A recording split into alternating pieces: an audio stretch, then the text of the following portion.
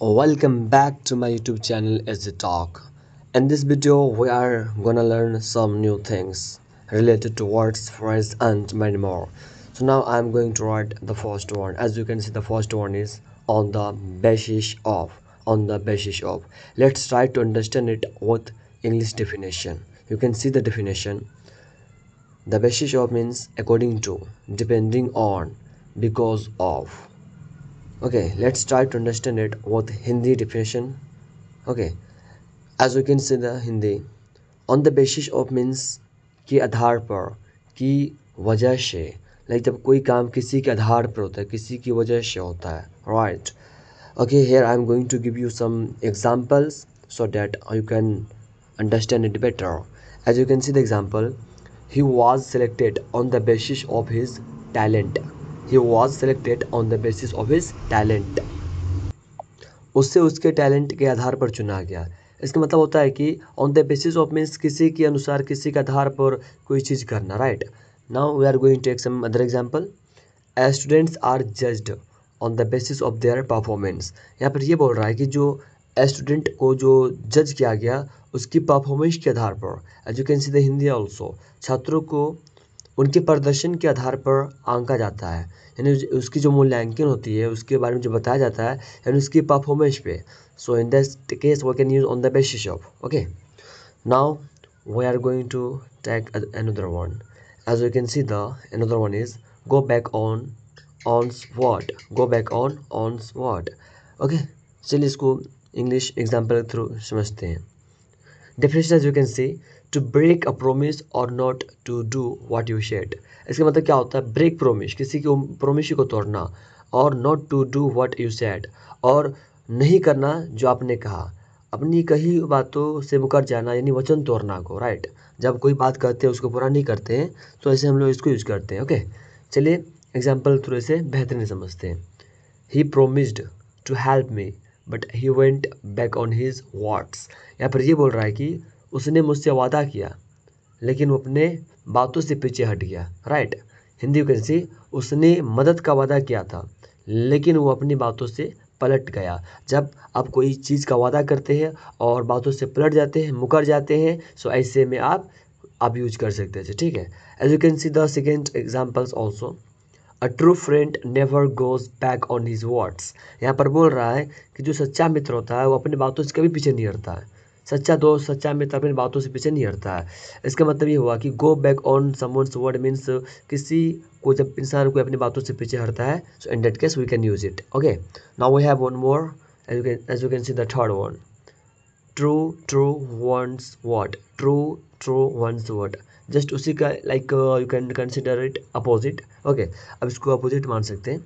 To keep a promise, to do exactly what one said.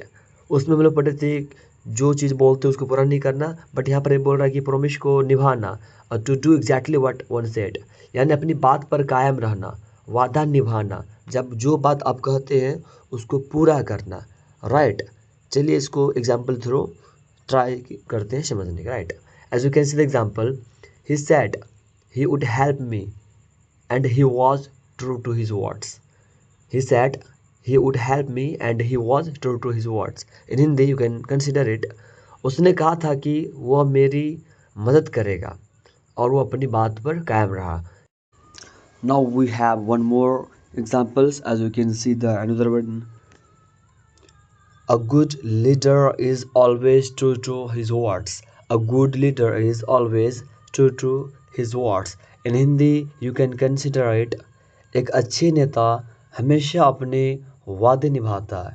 यहाँ पर ये बोलना चाहता है कि ट्रू टू वर्ड मीन्स बातों का पक्का होना। जैसे अगर आप अपनी बातों के पक्के हैं तो आप बोल सकते हैं I am true to my word. Okay, now we have one more word. As you can see, stick to what, stick to, how you can pronounce it, stick to। Okay, as you can see the definition, to continue doing something without changing it, to continue doing something without changing it, to not give up, to follow something strictly। Okay, let's try to understand it with Hindi definition।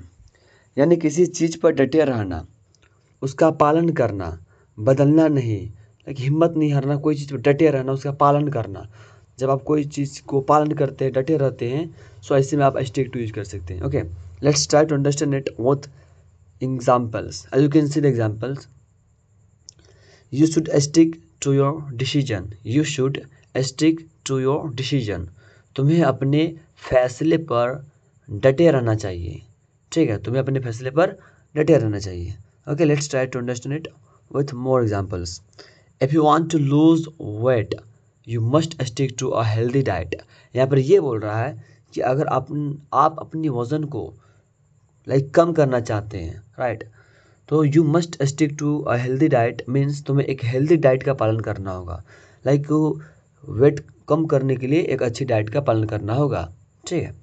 Okay, now we have the last one. As we can see I am going to write lead to. Okay, let's try to understand it with definition. To cause something to result in something. To cause something to result in something. Let's try to understand it with Hindi definition. यानी किसी चीज़ का कारण बनना, उसका नतीजा होना. यहाँ पर ये सेंस देता है कि जब आप कोई काम करते हैं तो उसका कारण बनता है, राइट. चलिए इसको एग्जाम्पल थ्रू समझते हैं. Okay, as you can see the example. Smoking can lead to cancer. Smoking can lead to cancer. यहाँ पर ये बोल रहा है कि धूम्रपान कैंसर का कारण बन सकता है, राइट. तो यहाँ पर कैन लीड टू मीन्स क्या था, कोई चीज़ का कारण बनना. As you can see the other example. Hard work always leads to success. Hard work always leads to success. यहाँ पर ये बोल रहा है कि मेहनत हमेशा सफलता की ओर ले जाती है, यानी किसी की ओर ले जाना. ओके, लीड टू हम लोग बोलते हैं. Okay, so please subscribe to the channel to get more videos.